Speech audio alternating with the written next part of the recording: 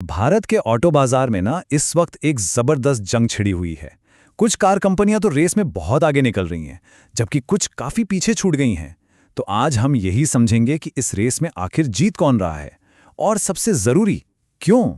तो सवाल यही उठता है कि भारत में कार की बिक्री को असल में कौन सी चीजें चला रही हैं। वो क्या फैक्टर्स हैं जो ये तय कर रहे हैं कि कौन सी गाड़ी हिट होगी और कौन सी फ्लॉप। चलिए आज इसी की तह तक जाते हैं। देखिए, सबसे पहला और शायद सबसे बड़ा फैक्टर जो आज पूरे बाजार पर हावी है, वो है एसयूवीज का बढ़ता क्रेज, मतलब एक तरह का टेकओवर। ये आंकड़ा देखिए, सच में हैरान करने वाला है।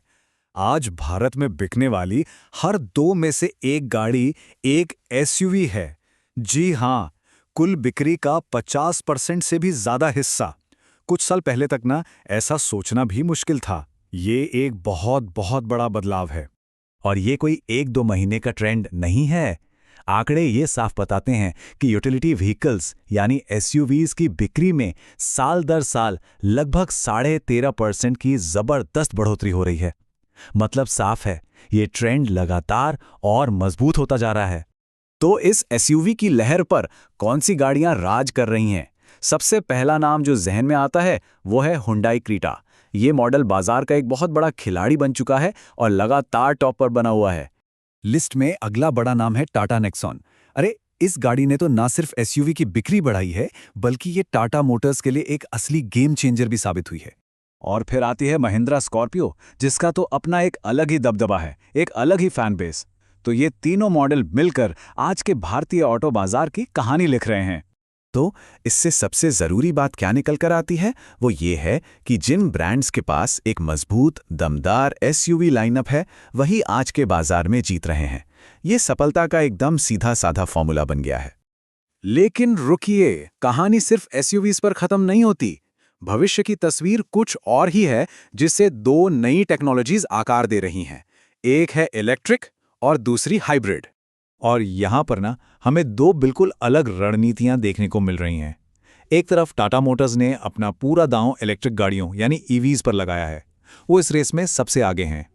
वहीं दूसरी तरफ टोयोटा हाइब्रिड टेक्नोलॉजी में बाजी मार रही है, जो पेट्रोल और इलेक्ट्रिक का एक मिक्स है। ये दो अलग अलग रास्ते हैं जो भविष्य की ओर जा रहे हैं। अच्छा, अब बात सिर्फ गाड़ियों तक ही सीमित नहीं है। कुछ और भी बड़े आर्थिक और लॉजिस्टिकल फैक्टर्स हैं जो पर्दे के पीछे से खरीदारों के फैसलों पर बहुत गहरा असर डाल रहे हैं। यहाँ तीन बड़े दबाव काम कर रहे हैं। पहला, पेट्रोल डीजल की बढ़ती कीमतें, जो जाहिर है लोगों को ज्यादा माइलेज वाली गाड़ियों या फिर ईवीज की तरफ धकेल रही हैं। दूसरा, जीएसटी 2.0 से इकोनॉमी को जो एक पुश मिला है, उसने बाजार में डिमांड बढ़ाई है। और तीसरा, सप्लाई चेन में आ रही रुकावटें, जिससे गाड़ियों की डिलीवरी में देरी हो रही है। इन सब में ये सप्लाई चेन की दिक्कतें एक बड़ा खतरा बनकर उभर रही हैं। हाल के आंकड़े बताते हैं कि 50% से ज्यादा डीलरों ने कच्चे माल की कमी और दुनिया भर में चल रहे तनाव के कारण डिलीवरी में देरी की शिकायत की है। इसका सीधा असर हम जैसे ग्राहकों के वेटिंग पीरियड पर पड़ रहा है। तो इन सभी पॉइंट्स को एक साथ रखकर चलिए अब देखते हैं कि मार्च 2026 तक भारतीय ऑटो बाजार के असली लीडर्स, असली विजेता कौन हैं। तो आखिर में तस्वीर कुछ ऐसी बनती है। कुल बिक्री के मामले में, मतलब सबसे ज्यादा गाड़ियां बेचने में, मारुति सुजुकी आज भी बेताज बादशाह है।